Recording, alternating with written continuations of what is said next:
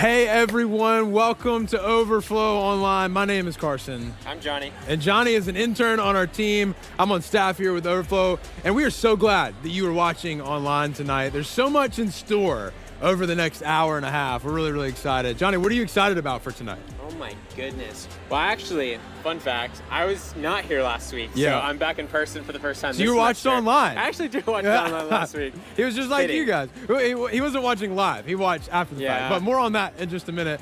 We are in a series called Freed to Fight. You watched the message. What was kind of a takeaway from last week? Oh man, well, not to put you on the spot. Yeah, no, all good. I think the most obvious part, if you watched last week, was the massive door on the stage that you had. But no, it was a really good visual just for what you were sharing, and the fact that as we're stepping into a new season, whether it's 2023 or a new semester of school, that God is already on the other side of the door waiting for you to receive you, and we can encourage each other to step into that door. And not, hesitate. Yeah, that's good.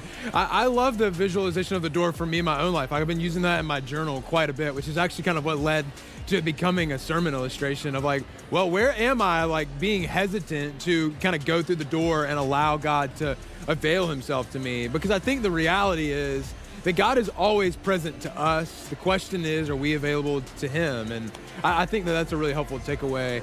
For all of you watching online right now, we want to connect with you. There's so many different ways that we are working really hard to provide ways that you can connect with us. Because just like you last week, Johnny, like some of you who are watching, it's just because you couldn't be here because you're traveling or whatnot tonight. But some of you we had someone tune in last week from Illinois.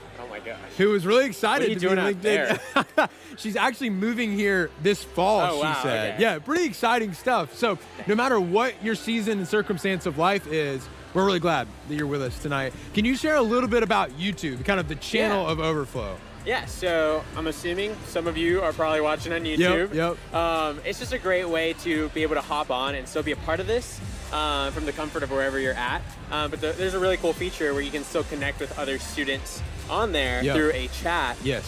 So whether it's Carson or tonight Mike is going to maybe ask you to share something with someone that you love or a friend. You can use that chat to connect with other students, or we might even encourage you to call someone that you care about and share. Yeah, keep your phone near you because we're actually going to be back in just a few minutes, and we're going to give you something that you can connect with even as you're watching online. So I'm pretty excited about it. I'm pretty excited. Cool. All right, we've got 15 seconds before we jump into the gathering. If you weren't here last week, we do have a vision for our semester on this idea that we are daughters and sons of God. And that's how we're going to start our gathering today, centering our heart on our new identity that we find in Jesus.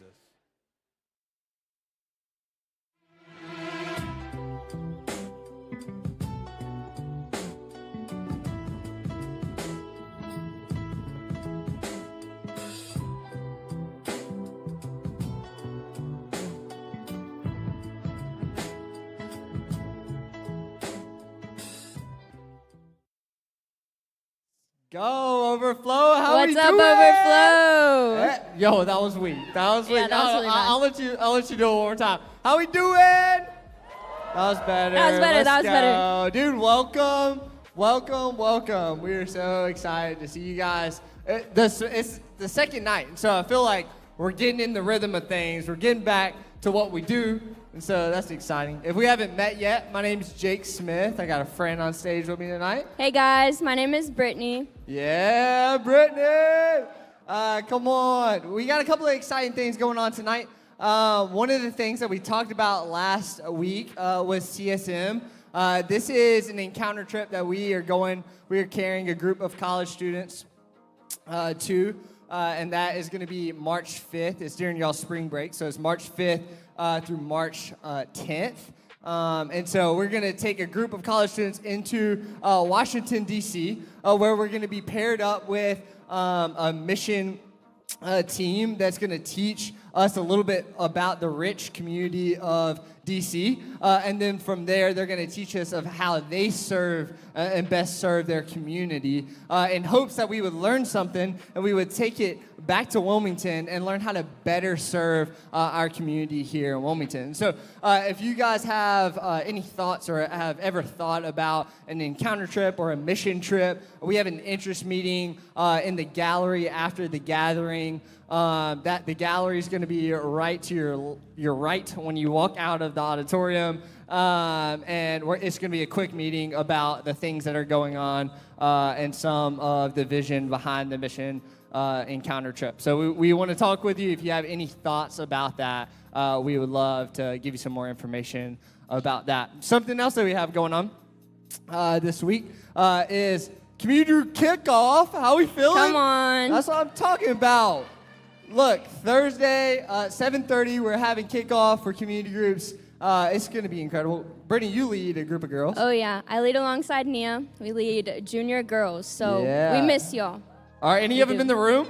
Oh, don't do that. We saw one. Don't do that. Like, yeah, let's go, representing. One of the 4. Yeah, I lead a group of guys, upperclassmen guys, a guy named Guys in the... Come on, rep it. There you go.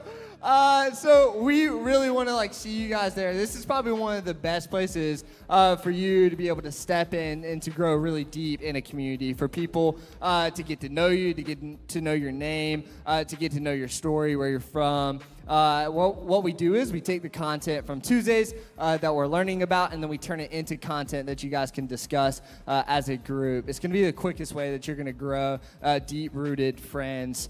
We have incredible leaders, and so we want you guys there. We'll talk a little bit more about how to get plugged into that, but OCO, or Brittany's going to tell us a little bit about OCO. Where's OCO at? One of our favorite Come things. on. Y'all better RCO yell. people You have to yell represent, louder than for that. sure. Okay, I'll give you one more chance. OCO, where are you at? There we go. That was better. Okay. Yeah, OCO is Overflow Campus Organization, and we meet on Mondays on campus. So breaking news, guys, we meet in Teaching Lab, but we are now meeting in room 1050.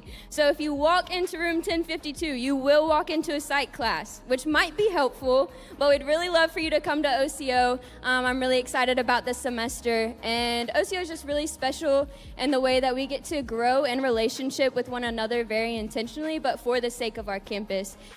We want to grow in relationship. We want to give y'all skills, and us as leaders, we really intentionally think about the skills that we want to equip y'all with. And then we come around, we plan an activity, and then one of the leaders actually gives a devo, and then we have group discussions, and then we get to go do what we call pop-ups.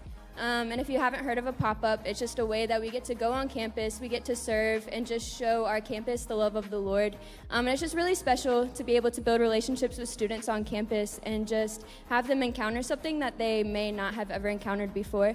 It's really special to me. I would love for y'all to get connected. And if you want to get connected, you can meet me down at the front after the gathering. I would love to have a conversation with you. I could sit up here and talk forever, but they might not like that too much. So I'd love to talk to you guys, or you can follow us on Instagram or text connect to the Overflow phone number, and we get you connected. Yeah, same for our community groups. If you guys want to text connect to the number, it is 910-597-1160. I know you probably didn't get that, but I'll be down front as well, and we can get you plugged in through a form that will get you all the information that you need. We're going to be down front. We can answer any questions that you guys have. But now, we're going to do a meet and greet. So I want you guys to stand up, meet some people around you, get a name, get a story, say what's up. We'll see you guys soon.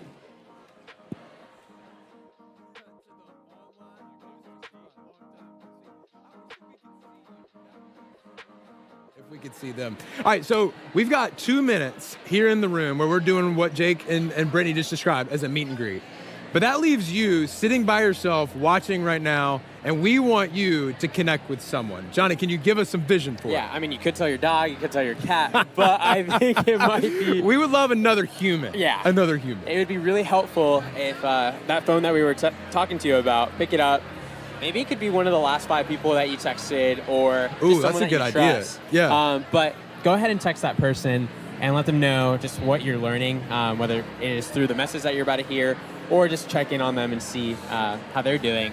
Yeah. But go connect with one of those people. Yeah, because it could be so easy for you to just watch the broadcast tonight and not connect with anyone else. And there's someone in your family or someone in your friend group right now that I guarantee you would be changed by you reaching out and saying, hey, I'm for you. I'm praying for you. Is there anything that I can do to support you or to encourage you right where you are? Because we live in an isolated society, but a hyper-connected society all at the same time. So what would it look like for you to reach out to somebody? I think we're going to give you like 30 seconds where you can do that right now. So you're not going to miss anything. So you could text them how they're doing. You could text them the link to the broadcast and say, watch it with me. You can do anything. The world's your oyster. Do you like that saying? Oh, I love it. You love it? We live near the beach. It's like perfect. It works. It works. Yeah. All right, so you got 30 seconds. Go do it. Perfect.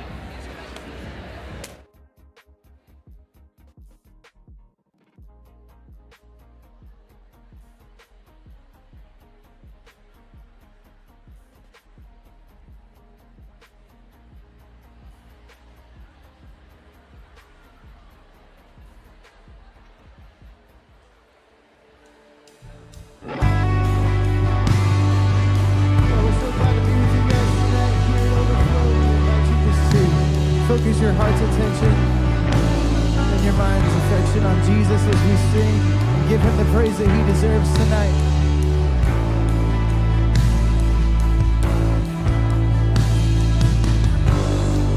Found in you the power to save, with only a whisper mountain shakes. Jesus, our hope and strength.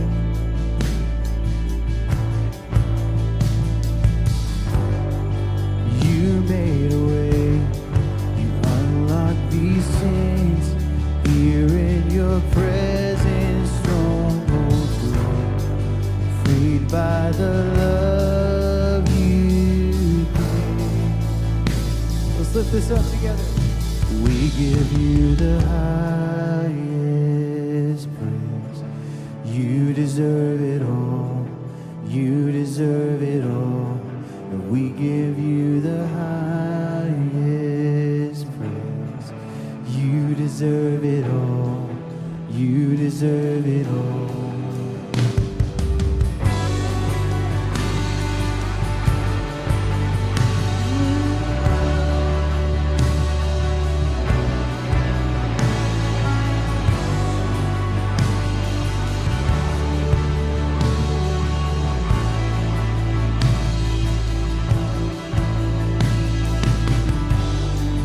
There on a tree, a merciful King, broken and shameful for all to see. The Father laid down his Son.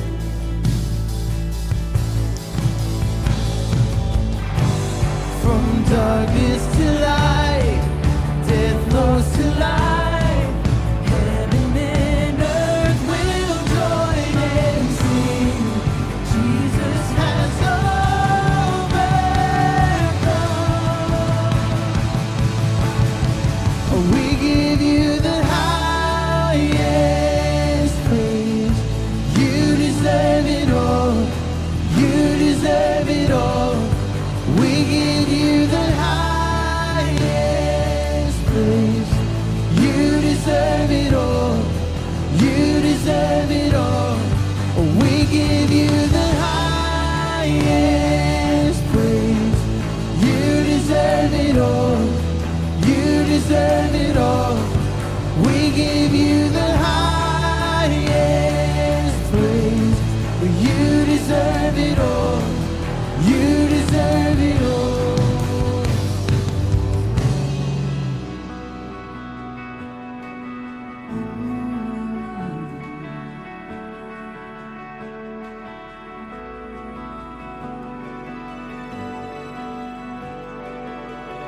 So with every breath that's in my lungs, my heart cries out, to you belongs the glory. And through every loss or victory, my soul will rise to only bring you glory. With every breath that's in my lungs, my heart cries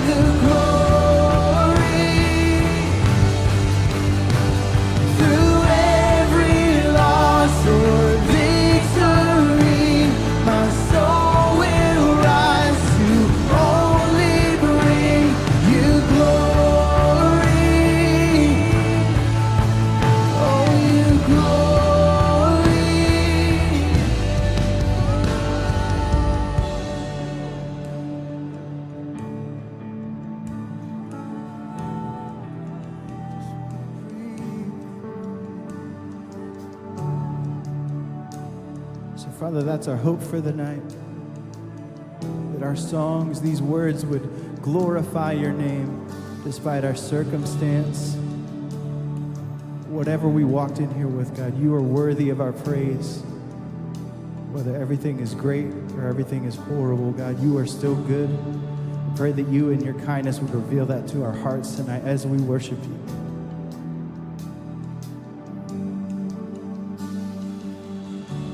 We give you all the glory. Oh, we give, yeah, we give all the glory.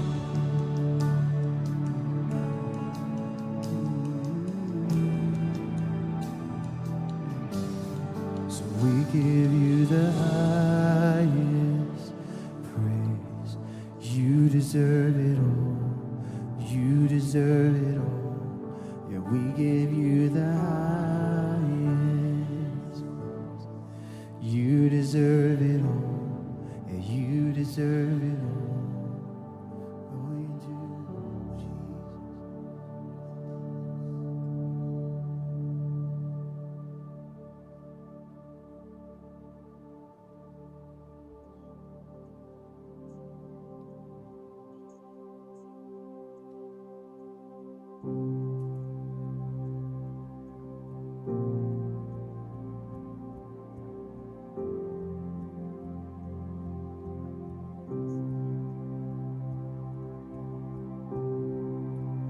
Who can melt the hardest heart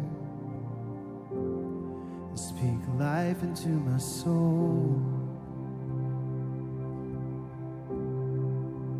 Who can spin the world around and hold me ever close? And who can search the depths of me and love me to the core? And who controls the world I see and walks me through it all?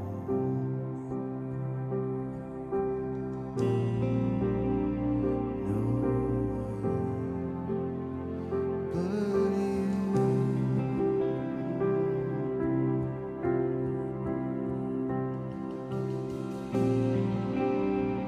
No one but you.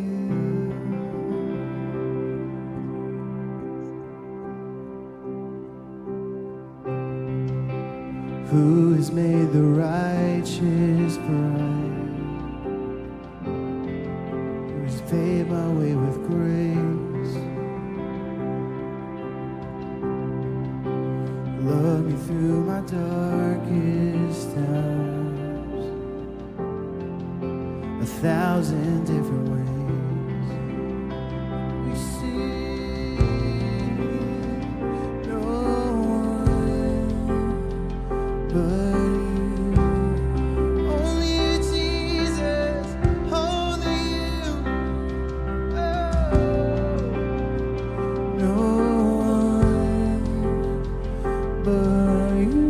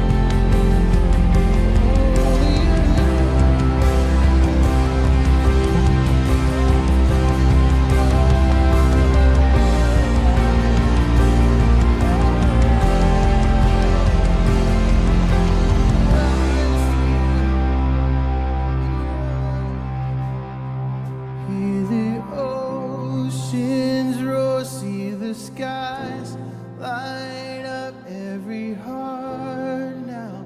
Sing to the Lord.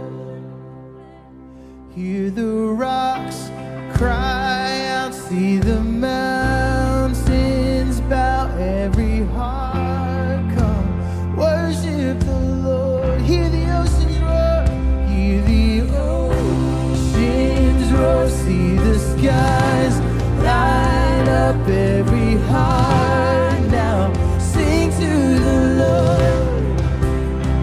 Hear the rocks cry out, see the mountains bow, every heart come, worship the Lord. Hear the oceans roar, see the skies light up every heart now. Sing to the Lord. Hear the rocks cry out, see the mountains bow, every heart come, worship the Lord. Whoa,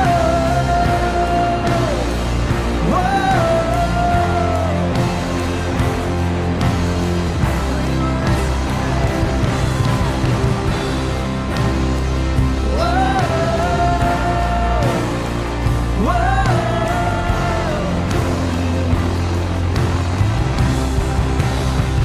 Hear the oceans roar, see the skies light up every heart now. Sing to the Lord.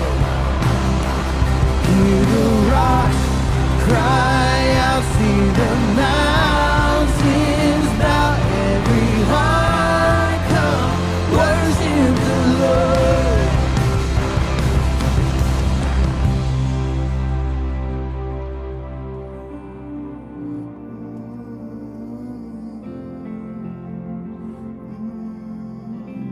I'll sing of your love, I can't get enough, I just want you. The Lord of my soul,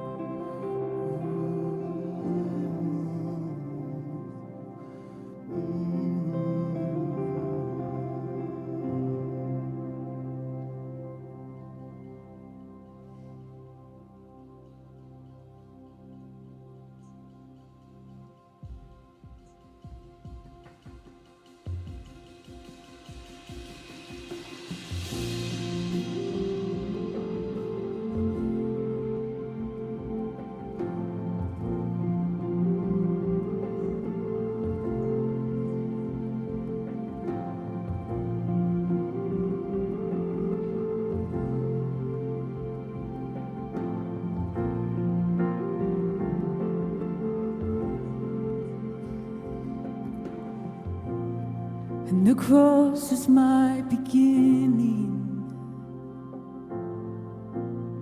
and the line drawn in the sand,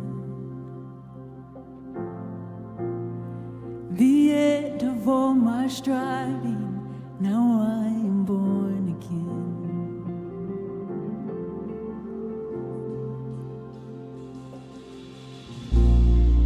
There Jesus was forsaken, so I will never be. His grace is my salvation, the gift of God, the work of Calvary. So he said, it is done, it is finished. Christ has won, he is risen. Grace is here, love has triumphed.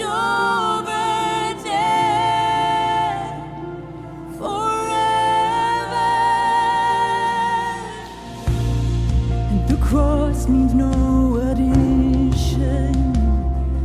Oh yeah, His mercy is complete.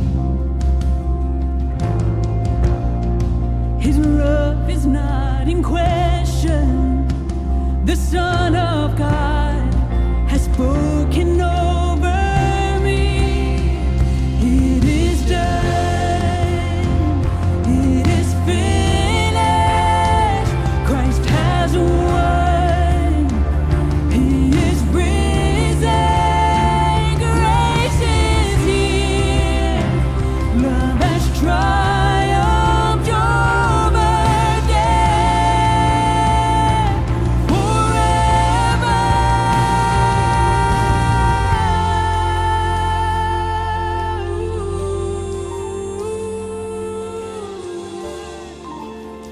Oh, we say, come on, Overflow, we say, hey! Strongholds bowing to the Savior, resurrection power over every circumstance. You sing this out, here's the word. Forever.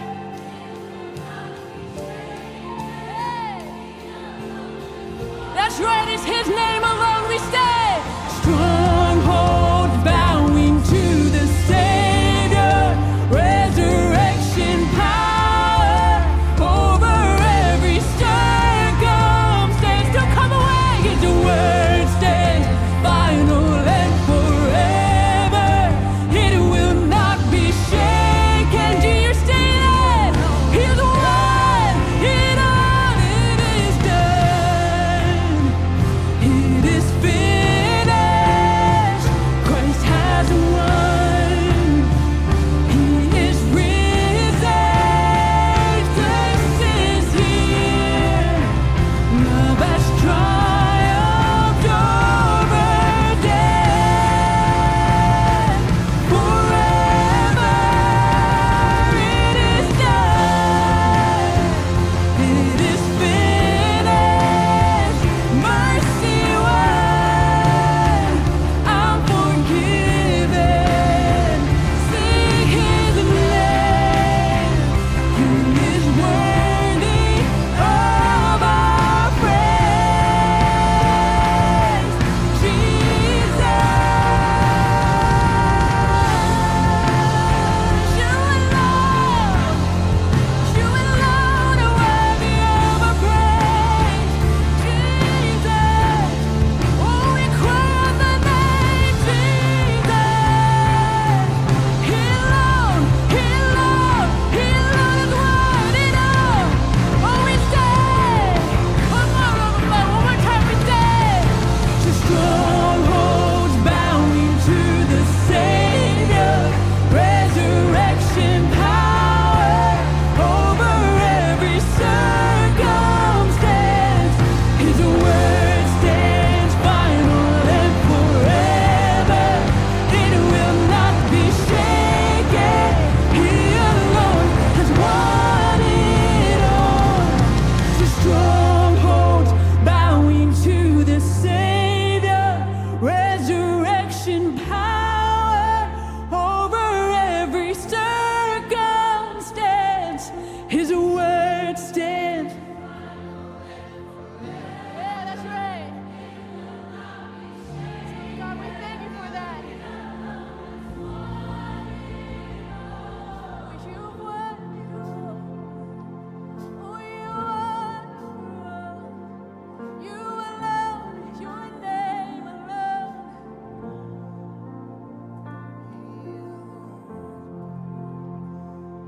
So thank you, Jesus. Thank you, Jesus. Oh, we thank you for your love.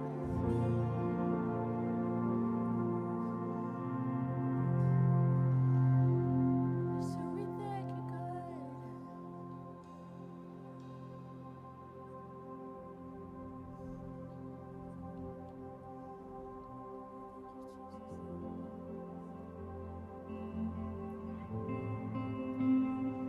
So beautiful.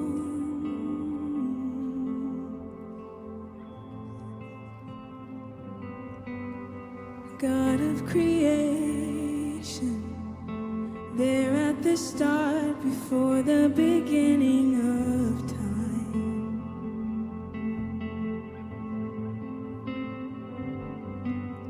With no point of reference, you spoke to the dark and fleshed out the wonder of the light.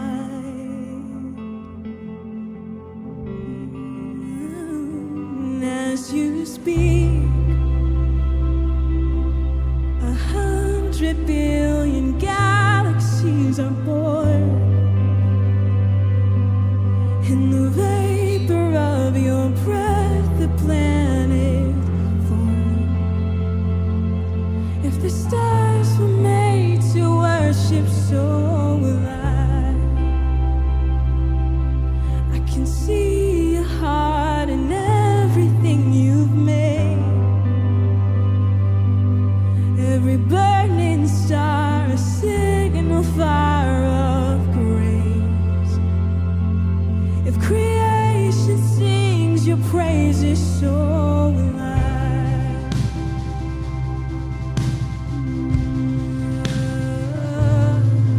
Will I.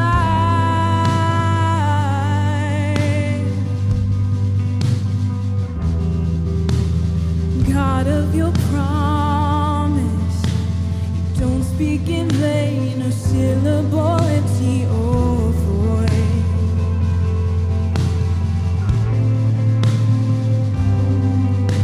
For once you have spoken, all nature and science follow the sound of your voice. Oh, and as you speak, and as you speak, 100 billion creatures catch your breath, evolving in pursuit of what you say. If it all reveals your nature, so will I. I can see your heart in everything you say. Every painted sky, a canvas of your grace. If creation still obeys you, so will I.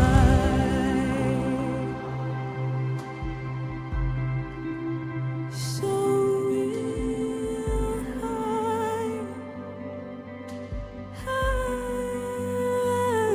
So will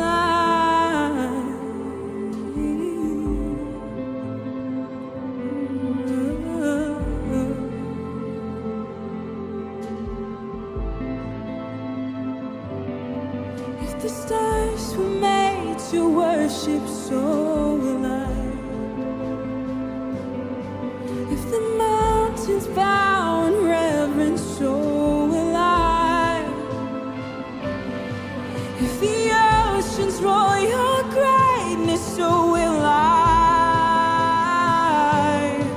For if everything exists to lift you high, so will I. If the wind goes where you send it, so will I. If the rocks cry out in silence, so will I. If the sum of all our praise still falls shine, then we'll sing again 100 billion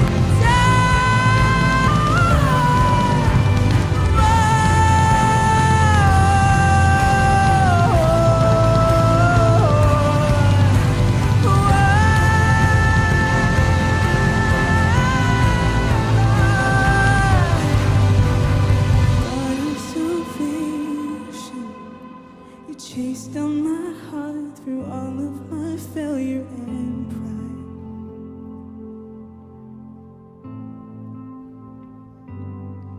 On a hill you created, light of the world, abandoned in darkness to die.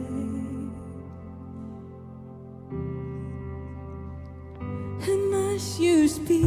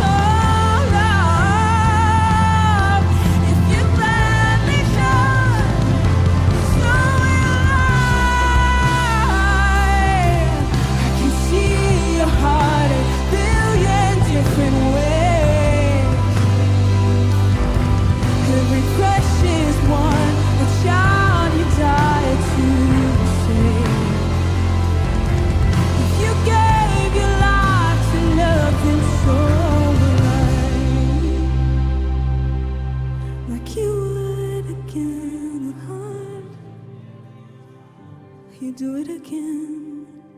For what measure could amount to your desire?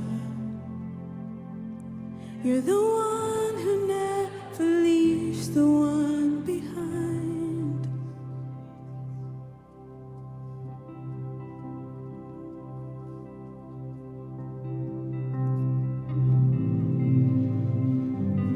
I love the heart behind that song so much because it gives us this invitation to consider how great and how vast and how big our God truly is. And I love in Luke chapter 19, we see a story where Jesus is on his way to Jerusalem and his disciples are worshiping him. And some Pharisees, some people who are really knowledgeable in the law, they come up and they tell Jesus, or they tell his disciples that they should be rebuked by Jesus. And Jesus says something that I believe inspired a lot of the song that we just sang. He says, don't worry, because if they don't worship, the rocks will cry out. In other words, the creation knows when the Creator walks onto the scene. And all of creation is worshiping its Creator 24 hours a day, 7 days a week, 365 days a year.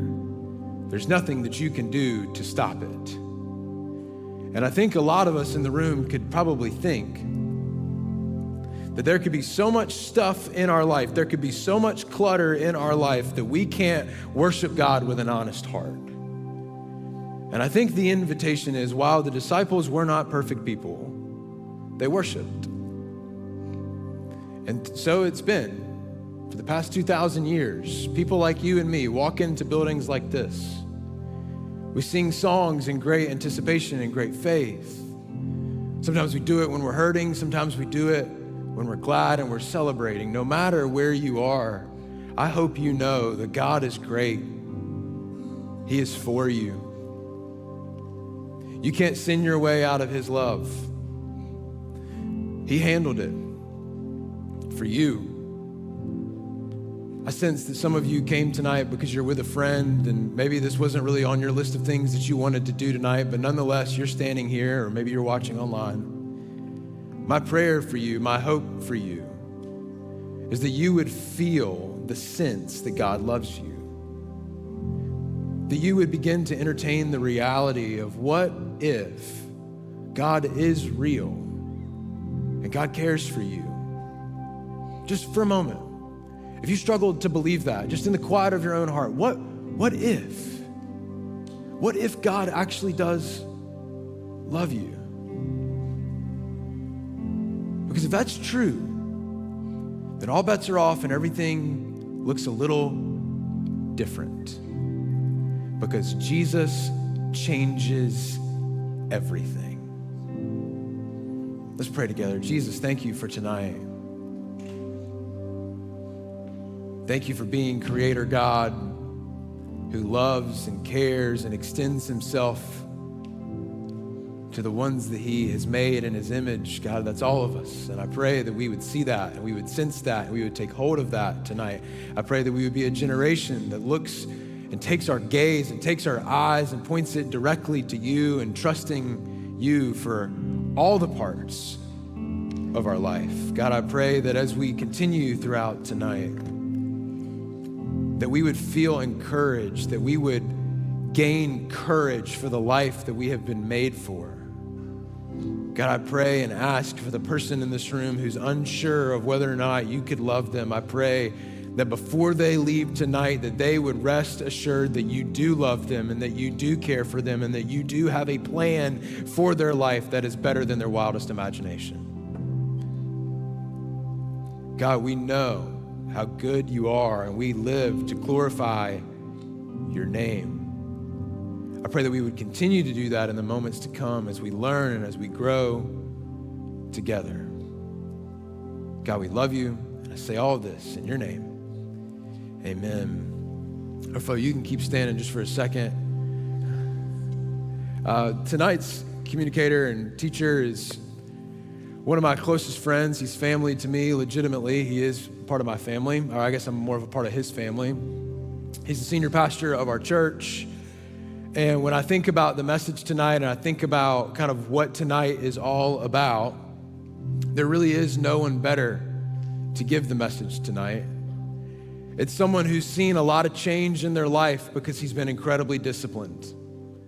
He's led our church movement for the past 20-something years very faithfully and very diligently. I can tell you that he genuinely loves God. He genuinely pursues God every morning and every night and every moment in between. And I'm just really, really privileged that I get to sit underneath his leadership, that I get to learn from him tonight. I hope that you have a notebook with you, because I know he's going to encourage you, and I think he's going to challenge you in a couple ways that we all need to be challenged in. So Overflow, can you help me welcome to the stage my friend and my pastor, Mike Ashcraft.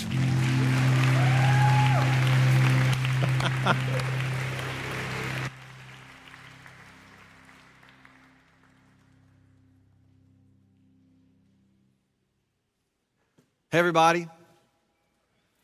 Thank you. Thank you, Carson, for your very kind words. I think there are probably a lot of lessons along the way to learn and to try and figure out what it is for us, to understand what God wants from us, what it looks like to bear His image, what it looks like to be a student, here in Wilmington, and trying to figure out what it is that you're supposed to be doing, and what God wants you to do. And one of the things I hope, that last song, Carson was right, that song is one of the ones that just kind of your vision just kind of gets bigger and bigger and bigger as the song builds. And I hope you almost every time I sing that song, I get teary-eyed at the part where it says, God of salvation, God of salvation,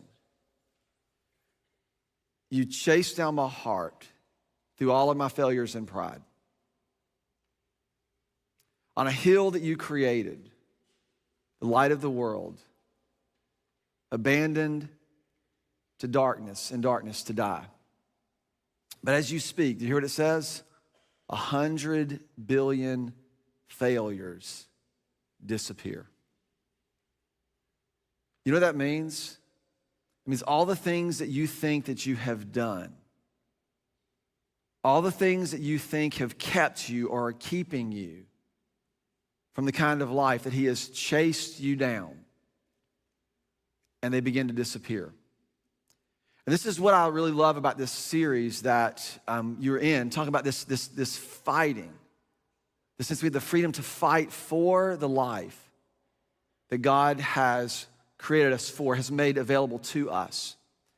And so that's what I want for us to consider tonight as we talk about this idea of focus. And I'm probably a really good candidate or person to talk about focus, because focus has been a very hard-fought battle for me. In fact, much of my life, I just believed that I couldn't focus. I believed that I didn't have discipline, and that just went on for years and years and years and years and years. I just worked harder and harder and harder to try to learn how to focus, to try to learn how to deal with all the chaos that was in my brain and how I didn't work right and all those different things.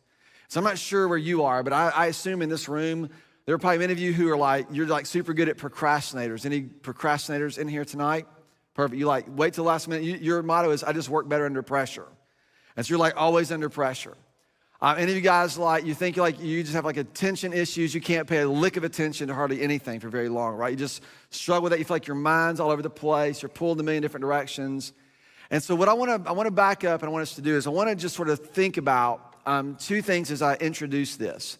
And I've got to give you some context. If you've been listening to me for very long, you'll have to forgive me for repeating myself, except for the fact that you probably should write this down and get this committed to the way in which you see.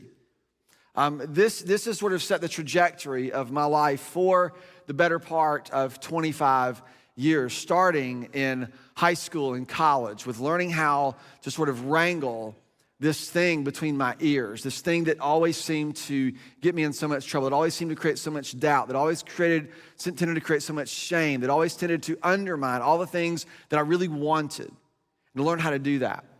And so you have to back up and think about how human beings work.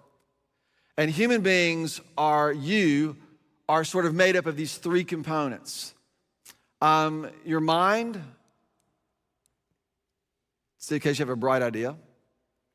Your heart, this centerpiece of you where you feel and you want and you long and you hope.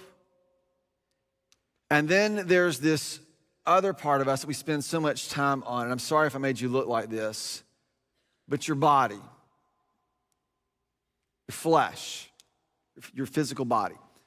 And all of these are related to one another. I think you know this, right? In fact, it's interesting that when we talk about this, the great command is to love the Lord your God with all of your heart, with all of your mind, with all of your strength. These are things that they knew and Jesus would talk about very intentionally. I remember I learned this. I did yoga class for a while.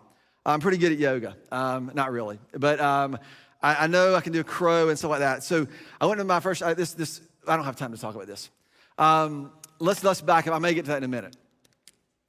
So I want you to, this is what I want you to consider. I'm going to chase rabbits. I want to be very focused on what we're going to do tonight. The way we work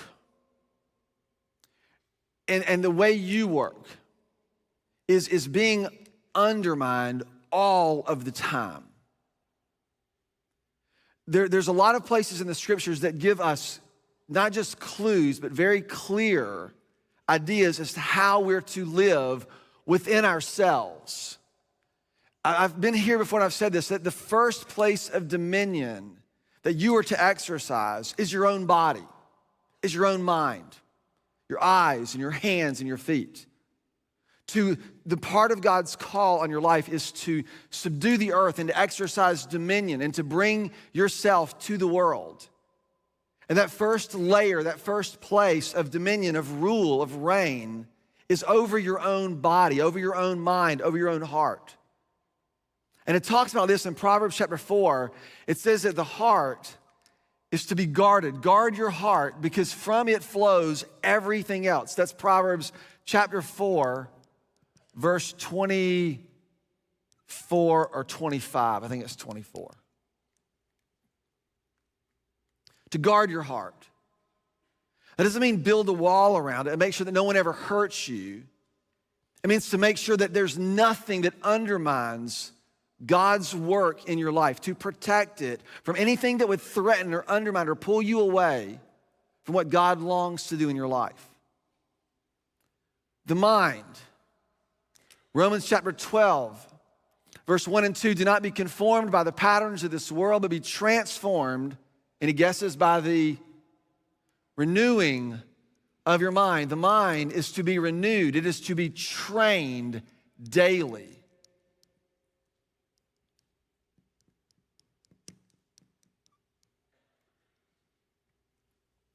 Then you got the body, the thing that does the downward dogs and all the other stuff.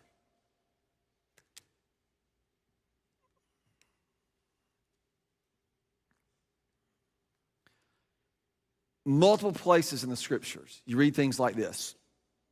Paul says, I run the race as a runner who is fixed on the prize, as a boxer, not beating the air, but very focused. And he says, I buffet my body and I make it my servant. I bring my body into submission. And the way I think about this is the body sometimes has to be forced into things. The body often wants to do things that aren't good for you. When you're supposed to exercise, the body wants to lay on the couch. When you're supposed to go to class, the body wants to stay in bed, right? You know what this is how we work. The body has to be brought into submission, has to operate according to something that governs it. Paul says this in 1 Thessalonians. He says, it is God's will for you that you be sanctified, that you be transformed, that you be returned to his image. That's what sanctified is, that you be returned to this image, this way of life that God, this person that God has intended you to be. And then he says this, that you abstain from sexual immorality, that each person learn how to possess their bodies with holiness and honor. One of the things that's really interesting that's happening in our culture is the body shaming and all the things that go along with that. And all of you experience this. And it's this undermining of what God has created you and how he's called you to be. This isn't about being hot or swole or whatever word we use today to describe stuff. It's about learning how to possess your body with the person that you are in holiness and in honor. It's to learn how to live within ourselves and out of ourselves to become the kind of people that we've been created to be. So how does this work? How do we do this? For a long time, I'm a simple guy. I literally draw pictures. My journal looks like this. Most of the time I have to work hard to write words. But there's a process that I've been mulling on for the better part of 20 years, and I use these 3 words. Encounter. Anybody heard this before? Formation. Expression. And this is basically what you see, this is what you do, and this is what happens in between those 2 things. Encounter is what it is that you see, what you behold, what you experience, your view of the world. The expression of your life is the way in which you live, all the things that just come out of you. If you're constantly angry, constantly fearful, constantly anxious, constantly trying to prove yourself, constantly trying to be in the end, constantly afraid of being left out, constantly trying to make sure, whatever it is, that's the expression. There's a reason. It's because of what you see. It's what you've encountered. Because everything that you see does something to your heart. The reason we are commanded to do this is because our mind, the gateway to our mind is our eyes. So it goes here, it shapes our heart, it makes its way out into the way we live our lives. This is encounter, formation, expression. So let me see if I can make this really, really clear. If you're 6 years old, and you know that like little kids, you're born with almost no natural fears. You can put a baby with a snake and they'll pet it. There's just you learn these things, which is actually interesting. You learn to be afraid of things. So what happens is when you're 6 years old and you see a dog, you go up to pet this dog and this dog bites you, right? You've encountered something. And what does it do to you inside? It makes you afraid of dogs. So the next time you see a dog, what do? You wince, you recoil, you pull back. Because what you have learned, what you have encountered has shaped something in you. It has taught you something. It has caused you to be a kind of person who is afraid of dogs. And it's valid because you got bit.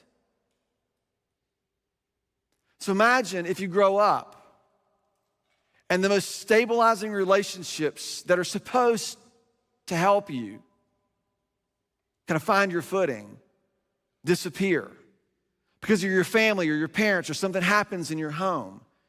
And what you learn, what you encounter is that you can't trust people to do what they say.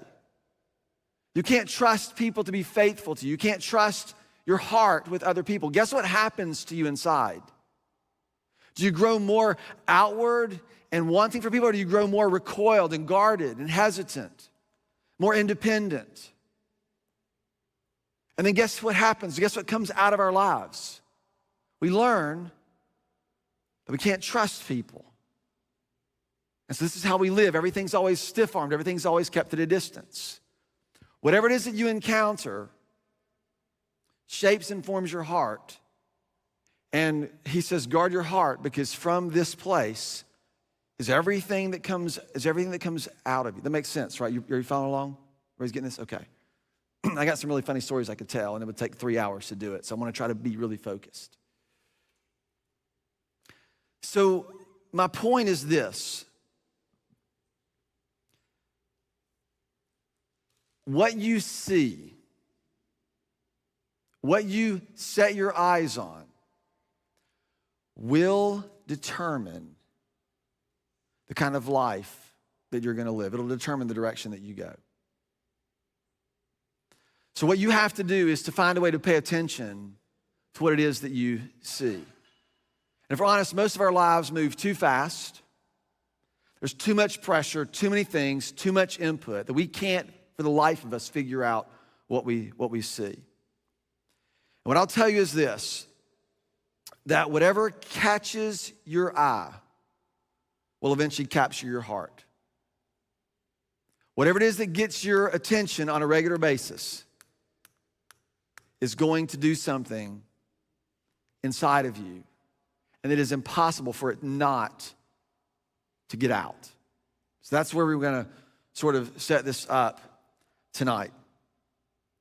I want to outline this because we are fighting for the kind of life that God has for you, that Jesus has made available to you. And the thing that keeps you from that is more than likely some version or some idea, some concept of sin, some expression of sin that keeps undermining and eroding us. And this is where Carson started last week. We're going to pick up from here. Hebrews chapter 12, verses 1 through 3. Therefore, since we are surrounded by so great a cloud of witnesses, and he's talking about, right, this, I think Carson explained this last week. He's talking about all these people that have gone before us. We always build on the lives of those who go before us. As cool as we are today, we rode on the shoulders of those who've gone before us. We are surrounded by a legacy and people who've paved the way and made a way for us to be the way that we are, right? So since we are surrounded by so great a cloud of witness, this is what he says, let us throw off everything that hinders and what? The sin that so easily entangles. Don't miss this. How many of you guys know, if I said what sin or sin pattern or what thing gets you over and over and over again, how many of you would you know what that is? You could write it down on an index card. I want to see your hand. You know what it is that gets you. You know what it is that you keep promising yourself that you're not going to do anymore. And then what happens is we are so hard on ourselves because our approach to sin is one of two ways. And it says it very clearly. It says you got to get rid of everything that keeps you stuck and keeps you getting tangled up in these thought patterns and these relationships, in this way of using your mind or your heart or your body. You got to do whatever it takes. The sin that so easily entangles. The way you can always tell if something has you tangled up is two ways. Number one is you find yourself promising never to do it again. And then you are doubly mad when you do it again. If that's you, that's the pattern. Or number two, you start trying to find ways to justify it. You're looking up verses in the Bible to see why your thing isn't really a thing. And if you're trying to do one of those two things, you can bet that is the sin that so easily entangles that God is probably asking you, hey, pay really close attention to this. And so he says very clearly here that we got to do everything we can to get out of this trap of the sin that so easily entangles. And then he says this, let us run with perseverance the race that is marked out for us. Run with perseverance. Do you know what that implies? There's going to be resistance. It's going to be hard. And you're probably going to want to quit or give up or give in. That's what's implied. Then he adds this. Fixing our eyes on Jesus. The author or the perfecter, the author, I think what it says, the author, pioneer, and the perfecter of our faith. For the joy set before him, he endured the cross, scorning its shame, and he sat down at the right hand of the throne of God. Then he gives us another command to consider him who has endured such opposition from sinners so that you don't give up or give in. I'll leave that verse up. There's two things we're told to do, two observations. You may take the first one. What's the first thing he tells us to do? It's the very first three words. Fix your eyes.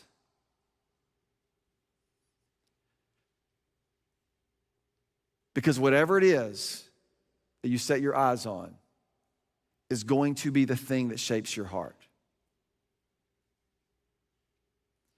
To fix your eyes on Jesus. And then he just gives descriptions of him. And the second thing that he says is to consider him. To consider him. So the way I wrote this down, and this is where I want to start giving you some permission in your own life. These two sort of big ideas that come in here. Is that number one is that you get to choose what you will focus on. I know it doesn't feel like that all the time, but you get to choose what it is that you focus on.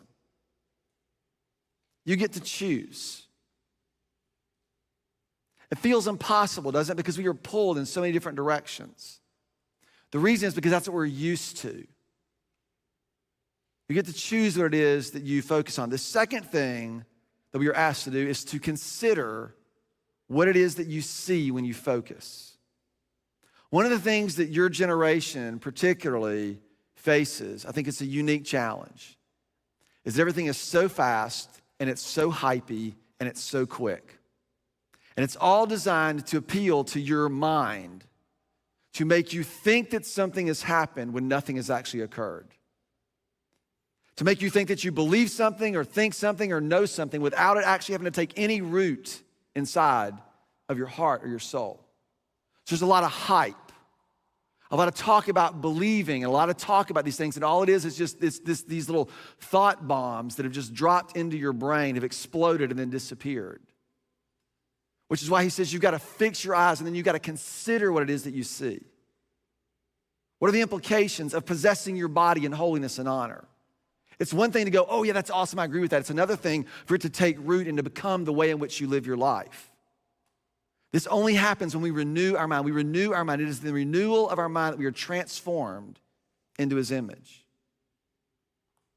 And you begin to see this whole thing unfold. One of the things I thought it's so important because we're fighting. There's discipline. And the discipline is not to stop doing the things that you have been doing or not stop doing the things that have entangled you. That's just a part of the process to get rid of the things that keep you entangled, that keep you sort of pulled down, and to step into another place where you can see something and then determine or consider what it is that you see. And this isn't, people ask me all the time, Mike, what's the quick step? There are no quick, easy steps. The only way to learn to focus is to focus. There are no easy steps. They're simple, but they're not easy. When we talk about sin, and Carson said this last week, he said, your sin doesn't define you, but it will cost you. And all of us probably know this, but what does it cost you? What does it cost you? See, this is where we have to start. We have to start understanding. We try to figure out what is it that we are seeing. We hear things like, oh, the wages of sin is death, right? This is Romans 3:23. And if you've been around me long enough, you know that you should never quote Romans 3:23 without quoting Romans 3:24 because it's one sentence. It says the wages of sin is death, but the free gift of God is eternal life, right? It's both of those. And then it goes on. It talks about the fact that that one thing has caused us to be dead, but God has determined to redeem us and to call us back into His own. So it's this idea that the wages of sin is death. So what does this actually mean for us? If it doesn't define you, but it costs you. Sin is a broken trust long before it is a broken rule. It is a broken relationship long before it is a broken rule. And we've got to get this into the way we think about this. Sin is depending on anything or trusting in anything other than God as our source of life. And one of the most profound things that I've learned in the last 10 to 15 years is this. A lot of us have grown up, perhaps you've grown up. When you think about what sin so easily entangles, you immediately get out your list of things. When I was in like 6th or 7th grade or something, I remember trying to wage war on sin. And back then it was like, don't drink, don't smoke, don't cuss. So I said bad words, and so I worked really hard not to say bad words anymore. And we were in middle school. We used to actually have our friends punch us in the arm if we said a bad word. And it kind of worked because eventually I stopped cussing because I got tired of getting hit. You're in 6th grade, right? That's what you do. And then you begin to think like, okay, I don't drink, I don't smoke, and I don't cuss. I must be perfect. And you realize that you're not perfect and there's more to it. And you realize that somehow there's no sort of moral thing that's going to make you feel the way you think that you are. And so over the years, I just kept wrestling this. What is this war with sin? What does it look like to wage war in this area? What I realized is this, and this is where I want you to pay attention, because when it talks about guarding our hearts, when it talks about exercising dominion over our minds and our hearts and our body, what this has to do with isn't your behavior, it has to do with what governs you. It has to do with who or what has the right to tell you that something is okay or not okay, or you should not do something. That sin, before it is a moral issue, is first and foremost an authority issue. A lot of us have grown up thinking that sin is a list of moral deficiencies or things that we have done to violate God, and it is not. Sin is an authority issue. It is the rule of sin and death, the reign of this, that anything that is outside of God's life. A lot of us think that when he talks about the wages of sin is death, we think that it means it's going to be like our physical death, we're going to die, and God doesn't kill us because we keep living. But if you think about it, death is not the end of a thing. Death is being separated from life. So when it says the sin that so easily entangles, what happens to us? When sin doesn't define you, but it costs you, what does it cost you? It's not the consequences that you pay for getting caught. To be entangled in sin patterns does something to your heart. Because a lot of us, if we're honest, and I've experienced, you get trapped in sin patterns, what do you start wanting? More of it. More of it. Sometimes it's to compensate, sometimes it's I've already blown it, sometimes it's whatever it might be. But this is the kind of, what it does is it separates us from the life that we have been created for. This is why this idea of fighting for this is so important. This idea of being tempted, being pulled, being led astray by what we desire is a matter of us fixing our eyes and considering what it is that we see. A lot of us have this view of God. I think Carson mentioned this last week, that he's sort of this moral, therapeutic deism that we look to sort of make us, and basically it's two things. It's like, well, I am good because I'm moral, I do right things, and the things that I don't do right, I just sort of justify them because this is okay anyway. Number two is that I have to feel good. And number three is that God is cool with it. And we don't have a view of God that compels us enough to be shaped or changed into his image. It's getting our eyes up to see him, to see who he really is. This is why he says to fix your eyes on Jesus, to look to him. He is the author, the perfecter, the pioneer, the finisher of what it is that we are looking for, what you're longing for. And James, you see this again, we could just kind of go, there's just so many places in the Bible where this is talked about, these tendencies and these temptations that we all face. And he talks, he says, God doesn't tempt us, but when we are tempted, here's what happens. Verse 14 of the book of James, chapter 1.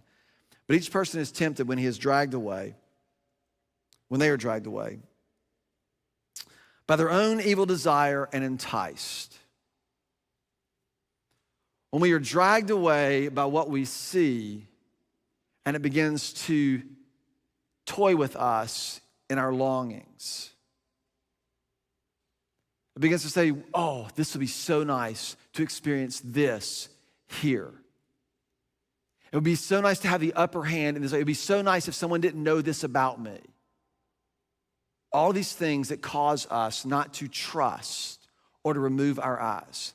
This is how this whole thing gets enticed. Then, after sin, after desires conceived, and we start wanting, it gives birth to these activities, to this, and it's not just the activity, it's life underneath this rule. We have now started to obey a different voice. We've started to follow a different rule.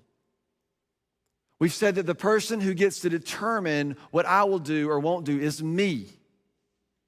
Now we've been enticed and lured away, and when it is full grown, it gives birth to death. And if you think about this in terms of what I just said, it doesn't mean that you're physically going to die. What it means is you're going to be separated from the life that you want. And I think all of us can relate to that. We all have done things or pursued things or started into patterns, and we get 2 or 3 steps down the road or 10 or 20 steps down the road, and we go, what has happened to me? What has happened to you is what death looks like. It's where you are separated from the life for which you have been created.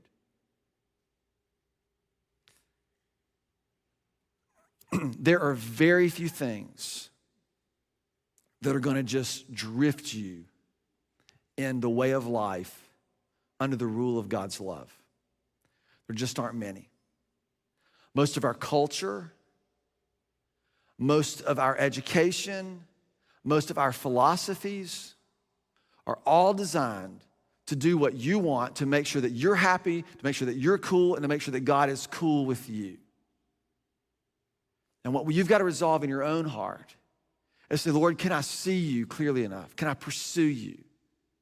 Such that an encounter with you will begin to shape me and form me into the kind of person who wants you.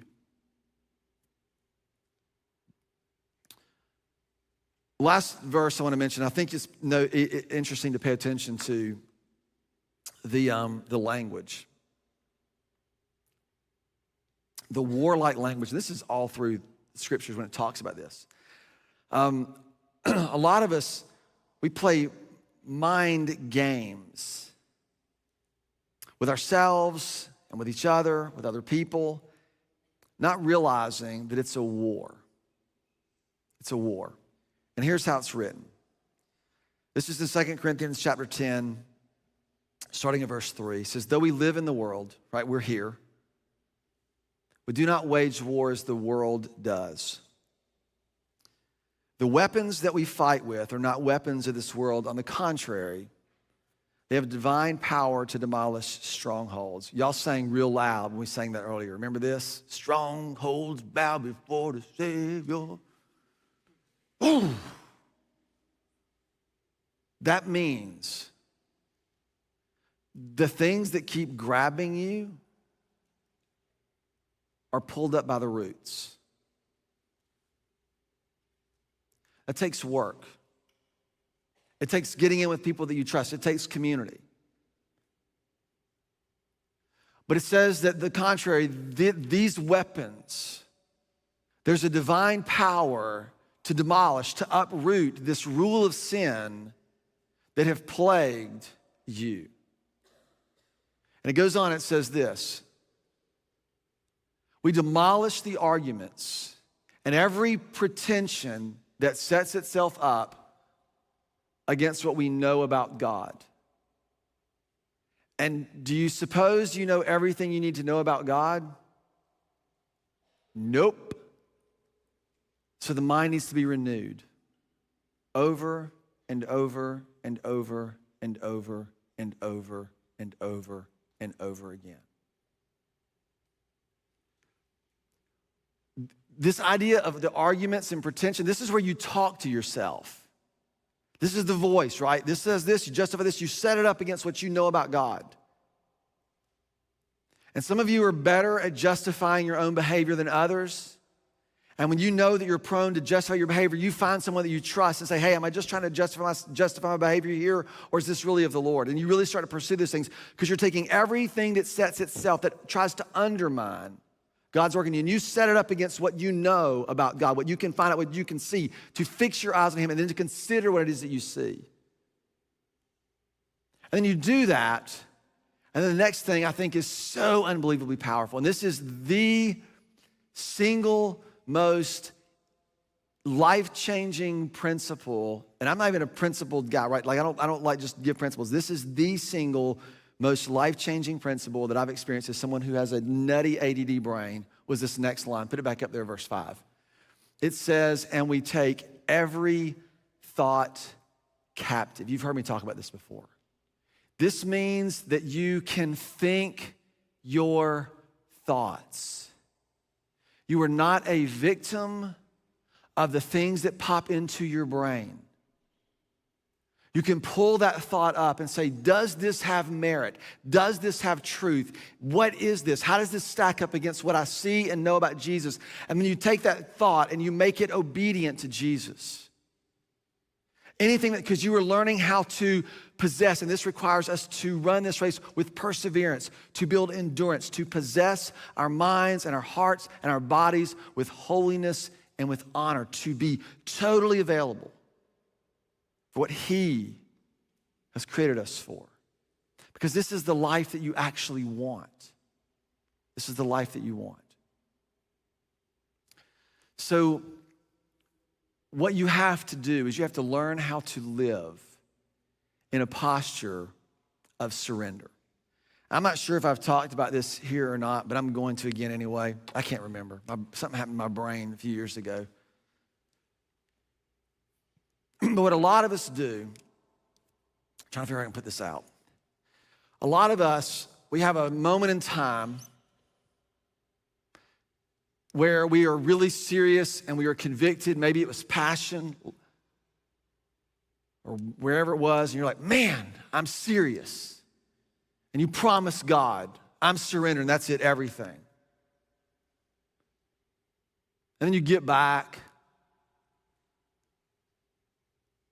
Things happen, school, overflow, and it's like, dadgummit, a whole year's gone by. And you're like, I don't know, I'll go back to passion again next year. And so a whole year goes by, you come back to passion a year later, and you're like, dang it, I'm serious. I'm gonna surrender. So you surrender. And just for you math majors in here, the points between these things is called an interval. Remember this? So I call them surrender intervals.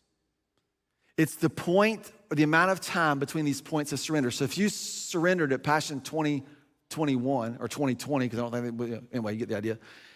And you come back a year later and you surrender the next year, your surrender interval is how long? You can say it out loud. It's 1 year, one whole year. When I was a youth minister, this is what used to happen because we would have kids every summer at camp. They come home, and we come to camp, surrender, summer happens, they don't show back up. The next year they got in trouble, they come back to summer camp, they surrender again. And I said, you know what the key is? It's not giving kids a year. Let's do something every 6 months. We had like a winter camp. So there's a summer camp and a winter camp. Kids would go to the summer camp, they'd surrender, they come back, go to the winter camp, surrender. That interval was 6 months, right? It's pretty good. So I said, man, that ain't working either. Let's get a camp in the middle. Let's get something in the middle. So we had like a fall retreat and then a spring retreat and then a summer camp and a winter camp. So it's like basically kids show up every end of every camp. They say, God, I'm gonna surrender to you every 3 months, these surrender intervals. You get the idea, you see the picture? So a lot of you, right, you come in, you're like, oh man, I come on Tuesday, I'm in, I'm serious. Then you have the weekend. Then you got to recover from the weekend, so you come back on Sunday. And you're like, man, I shouldn't have done that, but I'm serious this time. So you got from Tuesday, Wednesday, Thursday, Friday, Saturday, Sunday. You got 1, 2, 3, 4, 5, right? You got 5 days surrender interval. And the great thing is, because Sunday's like such a holy day, anyway, Monday's such a dead day, it's Tuesday and you feel like a saint. You don't need to surrender again the next week because you're already good. But this is what happens. So we go these 5 days and 2 days, and some of you have gotten really good because you do your quiet time every single day. You wake up in the morning, you do your devotion, and so every 24 hours, right, every day, you're like, God, I'm serious, I'm in. That was kind of my life. I finally got to a point where like, man, every day I wake up in the morning, God, I surrender my life to you. You know what I realized? 24 hours is way too long. I get up in the morning, it's like, God, I'm like in. This day is gonna be yours. Then my kids get up and you're ready to kill somebody. Just like that. And you know what most of us do when we get up and we blow something? I'll just wait till tomorrow. I'll just wait till the next service. I'll just wait till the next time. When I realized, man, as soon as something happens, I just need to resurrender again and again. What I learned is that the way I need to learn how to walk with the Lord is to just basically surrender to Him in the same way that I breathe. I just need with every breath to say, Lord, I'm in and I'm yours. Lord, I'm in and I'm yours. Lord, I'm in and I'm yours. And the reason I say this is because surrendering isn't about you promising not to do things anymore. Surrendering isn't this idea of, I'm going to promise God I'm serious and trying to convince Him by your remorse or your shame or whatever it is. Surrendering is to embrace the reality of God's presence and His promise to do that which He has promised to do in your life as you learn to walk with Him by faith. Lord, help us to take every thought captive and to make it obedient to Jesus Christ. I do that with a pen and a piece of paper. And Nick's met with me for coffee, and a lot of you met with me for coffee. I'm gonna tell you 100% of the time, what I tell you, get a piece of paper out, write down what you're thinking, write down what is going on, to look at Jesus, look at what's happening, and to consider it. And I'll tell you, for a lot of us, the reason our brains are so overrun, and I'm a fan of phones and social media. I like it a lot. But it is killing some of you. And you need to put your phone down, and you need to pick up a pen and start to fix your eyes on Jesus. And you need to consider what it is that you see longer than 15 seconds. It's not easy, but it is simple. Because we don't wage war the way the world does. We're not trying to entertain ourselves into feeling better about ourselves. We believe that God has made us with purpose and intention and call and gifts, and that He's serious about us exercising dominion over our minds and our hearts to possess our bodies with holiness and honor, so we can be available to live in the reality of His presence and the reality of His promise to form you into the image in which He intends for you to be. It's a promise.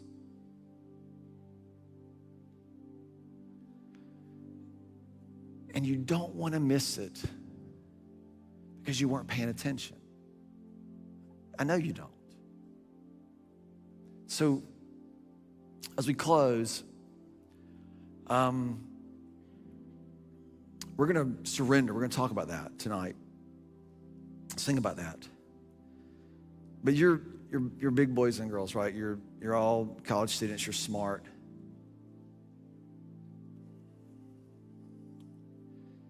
You know what is happening in your minds when you do this and this and this. You know what is happening in your hearts when you do this and this and this. You know the patterns. You know the habits. What I would encourage you to do is to get with some people that you trust, maybe some of our staff and pastoral team here, but to get with some people that you trust and start to wrestle those things out so you can learn to work together to fix your eyes on Jesus and to consider Him as you run with perseverance and live with perseverance the kind of life that God has made available for you. And you fight by fixing your eyes, by focusing. All right?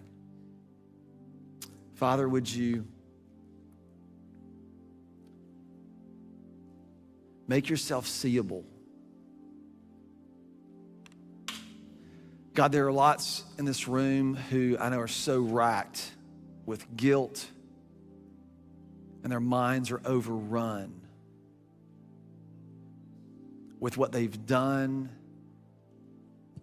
what's expected of them, what's demanded of them, the pressures they've placed on themselves. For some of them, it's headspace issues. For some of them, it's body issues. For some of them, it's something that has happened to them that is so devastating.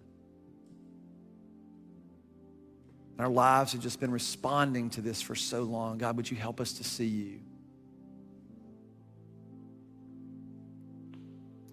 God of salvation, you chase down our hearts through all of our stubbornness and pride. And on a hill that you created, the light of the world, abandoned in darkness to die. But as you speak, as you enter in, 100 billion failures just disappear. You lost your life so we could find you here. If you left the grave behind, God, then so should we.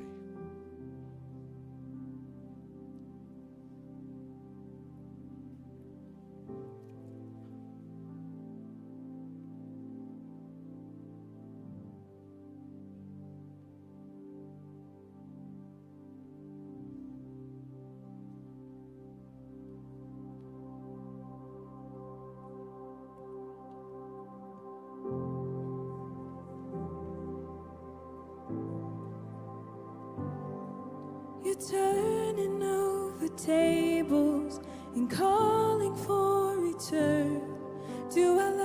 sacrifice upon the altar, the things we did at first. You're clearing out the temple, you're cleaning out the dirt, for we are your territory, Lord, we are your church. We are your people, you are our God. We are your temple, make us holy like you are. Oh, make us holy.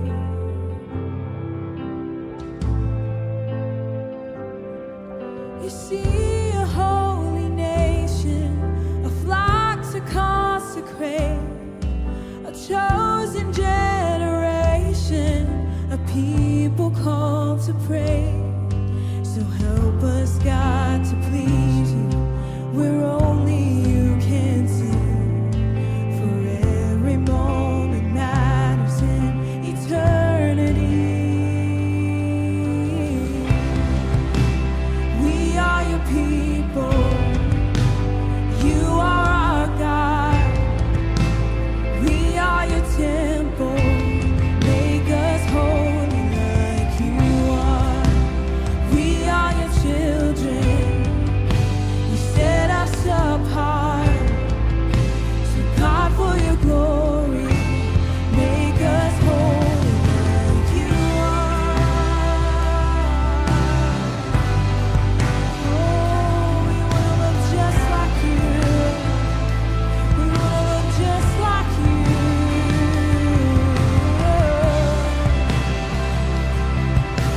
Love, we chose surrender solely.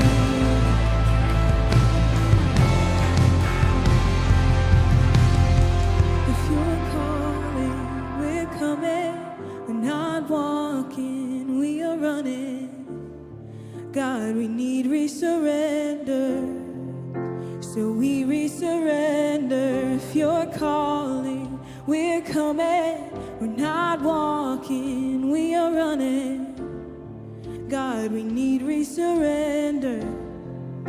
So we resurrender. If you're calling, we're coming. We're not walking, we're running. God, we need resurrender.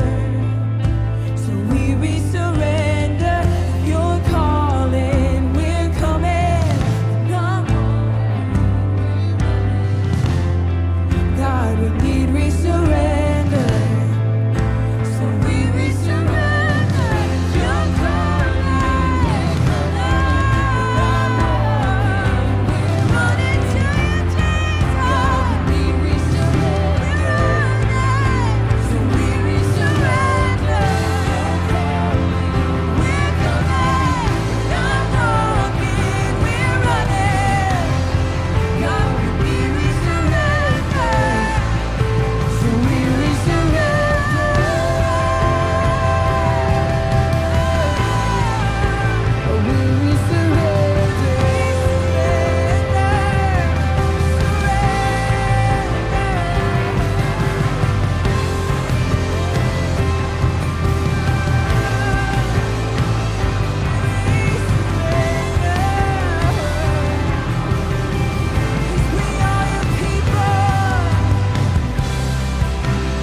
We are your people, you are our God.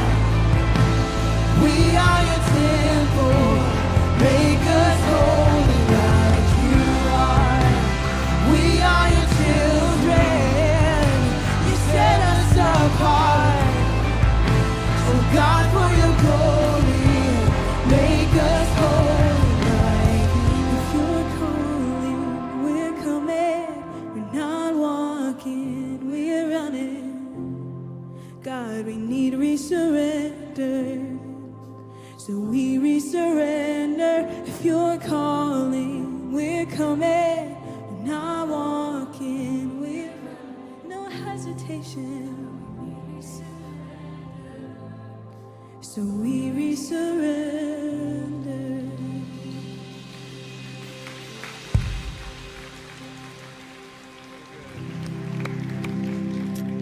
Overflow, I'm glad that you are here tonight. Because no matter where you are in your faith, you needed the message tonight.